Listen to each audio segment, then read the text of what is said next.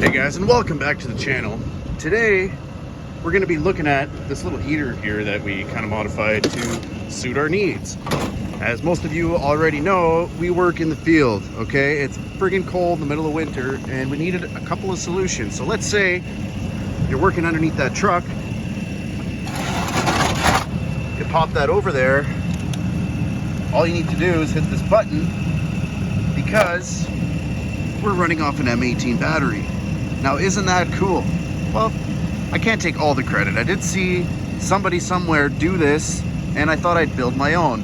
I don't think there's a lot of information on how to do that, so I'm just gonna give you a quick little rundown of what you do. So you buy a heater, obviously. They're pretty cheap, 120 bucks. Fill it up with diesel. Hook up the battery mounted to the back of this heater. Get yourself a DC to DC converter. So in this case, this is an 18 volt to 12 volt converter. I tried running it off just an 18 volt battery and this thing sits around 20 volts.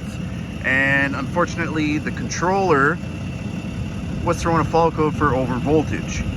This is supposed to be good up to 20 volts. Unfortunately, it just didn't like it, kept throwing a fault, and we had to get this converter. I can post a link down in the comments below on where I got this and how you could build it. So let's go underneath the truck and warm up a little bit. Oh, it's so nice. I could stay here all day. What a beautiful thing.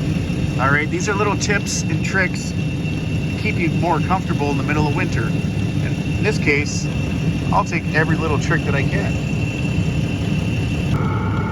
So I'm pretty sure I'm on the lowest setting, but we're gonna do a little test and see how long this battery lasts for you guys.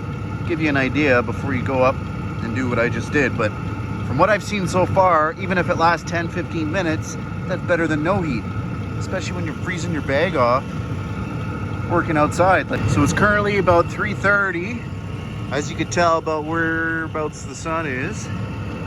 And we're gonna see how long we can run on a XC50 battery. While we're sitting here waiting, killing time, we're gonna show you how much we actually like those diesel heaters. So we got one on the Sprinter van. We got one on the f250 service truck.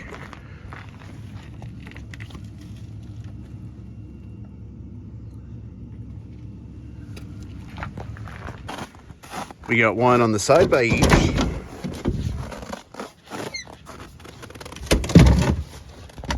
Mounted right there. We got the ducting where the old cup holder used to be. You know what? That's good enough. And we're planning on putting one on this new service truck that I'm about to build. If you guys want to see step-by-step or update videos on this whole build, please let me know down in the comments below, because I think it's gonna be pretty wicked what I'm gonna turn this truck into. Hopefully be better than that truck. Be very hard to beat. 7.3 is a lot better for reliability than the 6.7, but you know, to each their own. Well, it's been about half an hour and we're still going strong. I wonder if we could check the voltage on this battery. Oh, we're down to 2 bars. I can't speak for how good this battery is.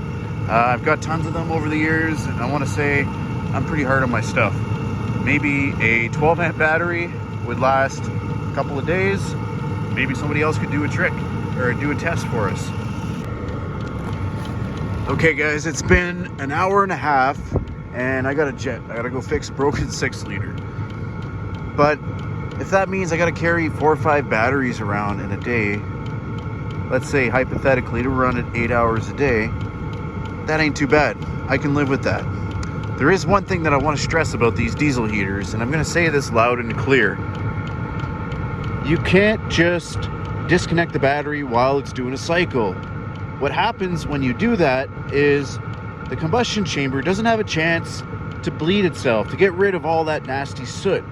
And when you kill it mid-cycle, when that battery dies, well, then it starts to soot up, okay?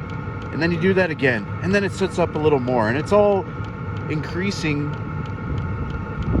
the amount of soot inside that combustion chamber. These diesel heaters are pretty cool but you need to take care of them. Run top-notch fuel, okay? Fuel is very important.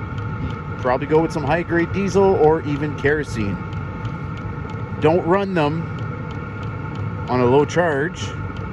Actually, it's got internal parameters. It will protect itself.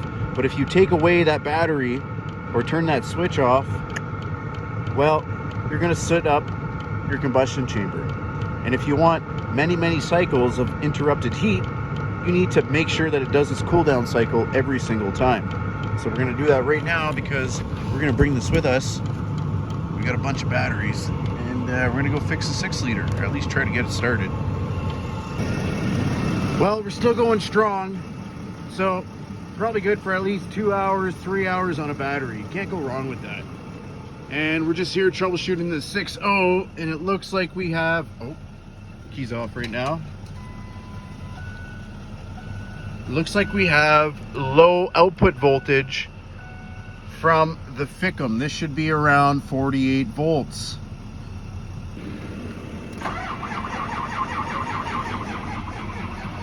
It's not turning over very fast, and we're not reaching our desired voltage. Plus we got pretty low input voltage, as you can see, to the FICM. It almost started. When I first started this test, we were sitting around 48.5 volts. So we tried it, it spit and sputtered, and then we've been getting around 20 volts ever since. So I think we got a bad FICM. What do you guys think? It's funny how this turned into a diagnostic video, and all we wanted to do was show you how we can get some nice clean heat out in the field. It actually creeps up to 48 volts, probably a bad capacitor or something. And we kind of killed the batteries trying to start this. We are boosting, but let's see what happens when we crank. We're building good ICP. Hit 3,000 there. Probably because it's freezing ass cold outside. Whew. I want to see if these glow plugs will cycle on. Yeah, glow plug lamp is on. Glow plug time, what was that, 10 seconds? But our voltage, our FICM voltage is low. Input voltage is low. We had some good ICP pressure. We need a FICM. We're just gonna kill that friggin' starter with this low voltage from some dead batteries. Oh well, maybe we do a part 2 video showing you this truck starting. I mean, this would be a good opportunity for a cold start. Damn cold out tonight.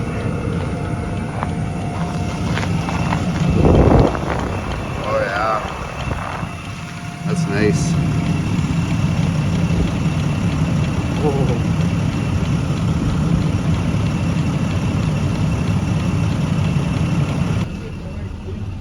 Okay, so we got 47, fire in the hole. See, it sputtered there. Now it's dropping off.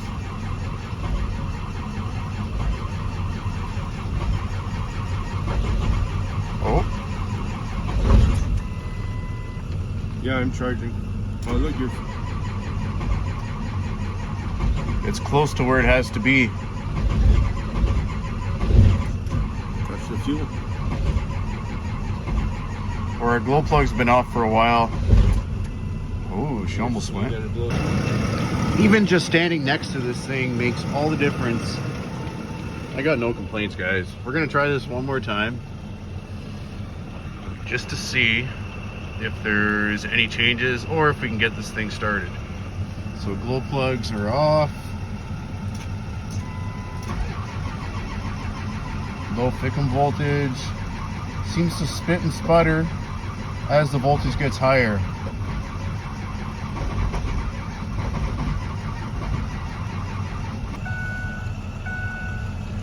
We're gonna give it one last attempt before my camera dies.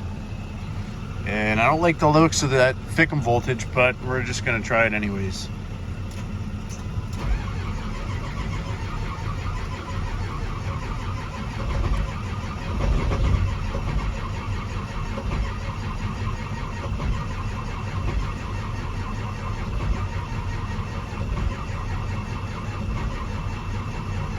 good. We're just gonna kill this guy's starter. Oh well, I'll have to come back, or you guys will just be left cliffhanging again. Looks like a Fickum, but we cannot say for sure unless we get a new one. Check the van. I don't think I got one, but I do have a lot of shit in here. Oh. This is the money. Oh, this is the money drawer right here.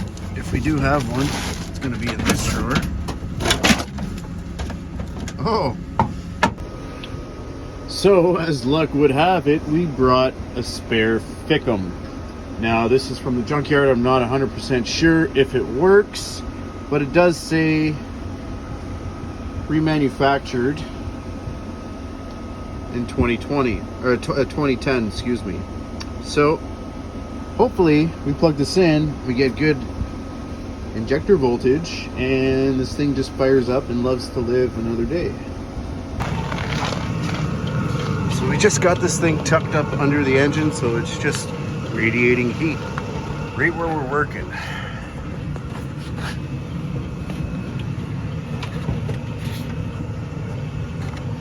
Kind of a poor quality, but we're ready to pull this Fickum out of here.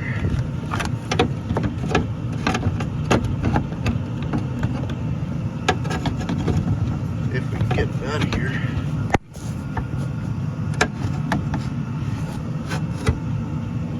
There's the old one. Okay, so we got the new Fickum installed there. You can barely see because I'm not tall enough to get in there, but we're gonna try starting it anyways.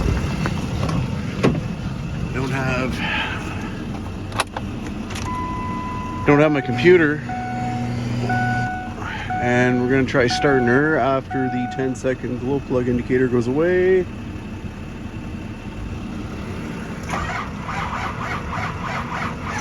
Oh, we don't have enough juice. I'll have to get the booster cables on this thing again.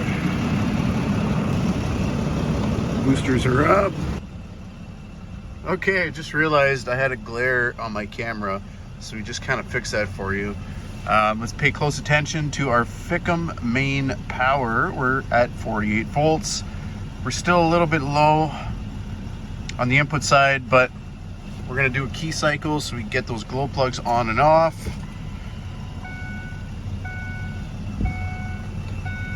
And we're gonna give it a shot.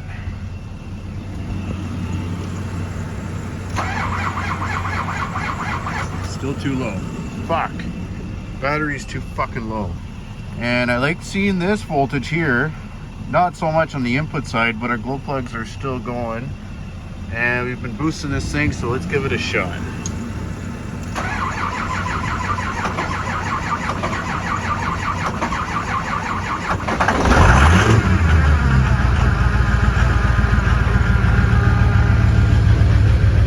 Hear that? It fired right up. I love it. Fucking love it. Woo! Well, I was just about ready to call it quits anyways. So I'm glad we got a resolution with this service call.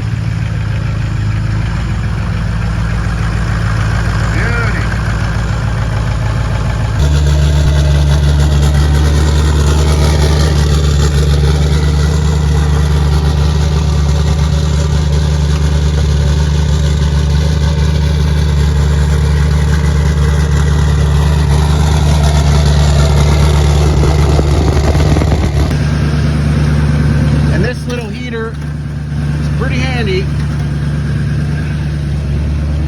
Still running. I probably shouldn't have it on an angle like this, but hey.